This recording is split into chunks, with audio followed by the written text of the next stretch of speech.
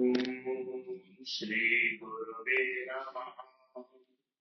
ओम शांति शांति शांति। अखंडानंदबोधाय शिष्य संतापहारे सच्चिदानंद रूपाय रामाय गुरुवे नमः।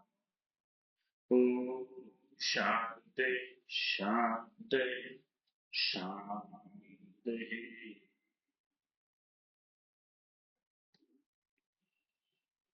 प्रणाम भगवान।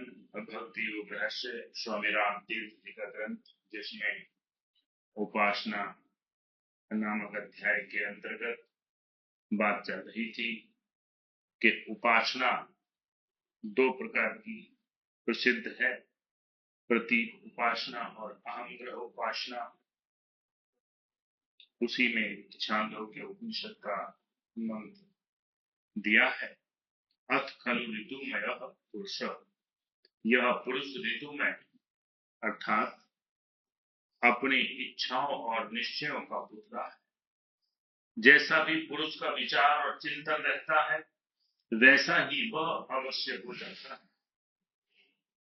जब ऐसा हाल है तो ब्रह्म चिंतन ही क्यों न दृढ़ किया जाए, अर्थात अपने आप को ब्रह्म रूप में क्यों नहीं देखते। इस श्रुति का वर्णन है,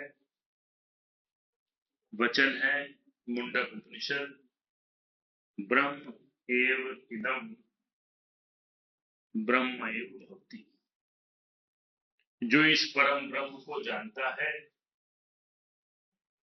ब्रह्म ही हो जाता है।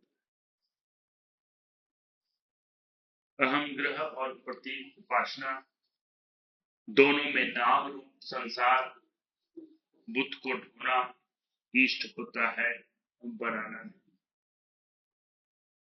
जल ब्रह्म है,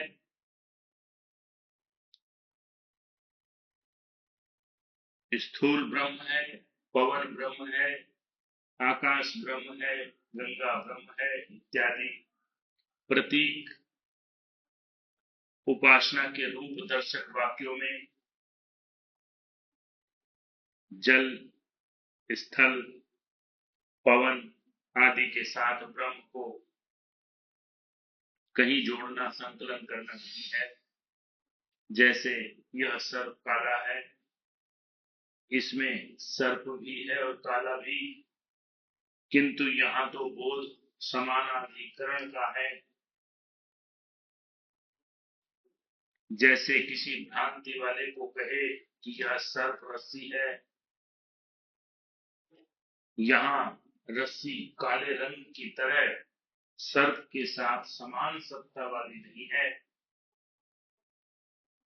किंतु रस्सी ही है, सर्प है नहीं। इसी तरह सच्ची उपासना वह है जिसमें धारा रूप जल दृष्टि में न रहे, ब्रह्म चित्त में समा जाए, स्पंद रूप पवन दृष्टि से गिर जाए, ब्रह्म सत्ता मात्र ही भान हो, प्रतिमा में प्रतिमापन उड़ जाए, चैतन्य स्वरूप भगवान की झांकी हो।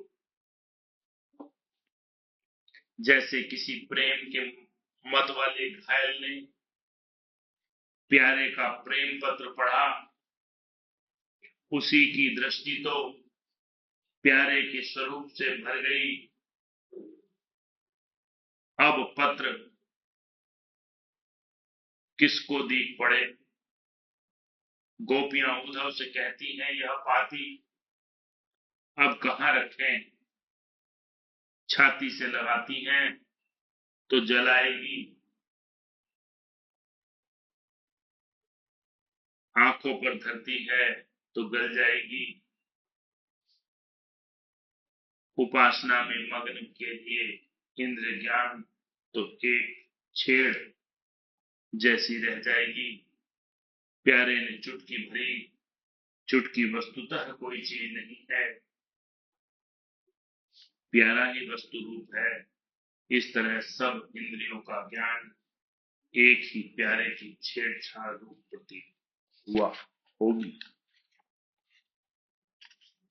आई पवन जब ठुक ठुमक, लाई बुलावा श्याम का। भाई उपासना तो इसी का नाम है जिसमें जबान ही क्यों, शरीर की हड्डी और नाड़ी तक परमाणु परमाणु हिल जाए। यह नहीं तो आंख यह नहीं तो आंख मूंदो, कान मूंदो, नाक मूंदो, मुख मूंदो, गाओ चाहे चिल्लाओ, तुम्हारी उपासना बस एक चित्र रूप है जिसमें जान नहीं है। बड़ा सुंदर चित्र सही, रवि वर्मा का मौन लो, खाली तस्वीर से क्या है। पदार्थ में इस ब्रह्म दृष्टि को दृढ़ करना, विषय भावना को मिटाना रूपी उपासना कुछ वैसा अध्यारोप कल्पना शक्ति को बढ़ाना और बरतना न जान लेना, जैसा शतरंज में काठ के टुकड़ों को बादशाह, वजीर, हाथी, घोड़ा, प्यादा मान लेना होता है। जल ब्रह्म है, आकाश ब्रह्म है, प्राण ब्रह्म है, अग्नि ब्रह्म है, मन ब्रह्म है इत्यादि। उपासना के रूप तो अवस्तु को मिटाकर वस्तु भावना जमाते हैं। यदि इसे ख्याली मान लेना तो कल्पना मात्र मान लेना भी हो, तो यह वैसी कल्पना है जैसे बालक गुरुजी के कहने से गुणा करने और भाग देने की रीति को मान लेता है। भाग देने और गुणा करने की यह विधि क्यों ऐसी है और क्यों नहीं, और इस रीति द्वारा उत्तर ठीक आ जाने का कारण क्या है, ये बातें तो पीछे आएंगी। अब बालक बीज गणित अर्थात अलजेब्रा पढ़ेगा, परंतु उस गुर रीति पर विश्वास करने से उदाहरण सब अभी ठीक निकलने लग पड़ेंगे। पर खबरदार, गुरुजी के बताए हुए गुर अर्थात रीति को ही और का और समझकर मत याद करो। प्रतिमा क्या है जिससे मान निकाला जाए, माप जाए, तौला जाए, यूनिट ऑफ मेजरमेंट। जब तोलने का बट्टा छोटा हो तो तोल का मान बड़ा होता है। जैसे तोलने का बट्टा 100 ग्राम होने पर यदि किसी चीज का मान 4 हो तो बट्टा 25 ग्राम होने पर मान 16 होगा। अब हिंदू धर्म के यहाँ प्रतीक और प्रतिमा क्या थे? ईश्वर को तोलने का बट्टा हिंदू धर्म में अति उच्च सूर्य चंद्रमा रूपी प्रतीक भी हैं। इससे उतरकर गुरु ब्राह्मण रूप है, गो गरुड़ रूप भी, अश्वत्थ वृंदा रूप भी, कैलाश गंगा रूप भी, ठिकाने से गोलमोल काले पत्थर को भी प्रतिमा अर्थात प्रतीक के रूप में स्थापित कर दिया। यह छोटे से छोटा प्रतीक क्या परमेश्वर को तुच्छ बनाने के लिए था? नहीं नहीं नहीं, प्रतीक का छोटा करना इसलिए था कि ईश्वर भाव का ब्रह्म दृष्टि का समुद्र बह निकले। जब उस नन्हे से पत्थर में भी ब्रह्म देखा तो बाकी अखिल पदार्थ और समस्त जगत तो अवश्यमेव ब्रह्म रूप भान होना चाहिए। परंतु जिसने मूर्ति पूजा इस समझ से की कि यह जरा सा पत्थर ही ब्रह्म है, वह हो गया पत्थर का कीड़ा। बहुत बढ़िया।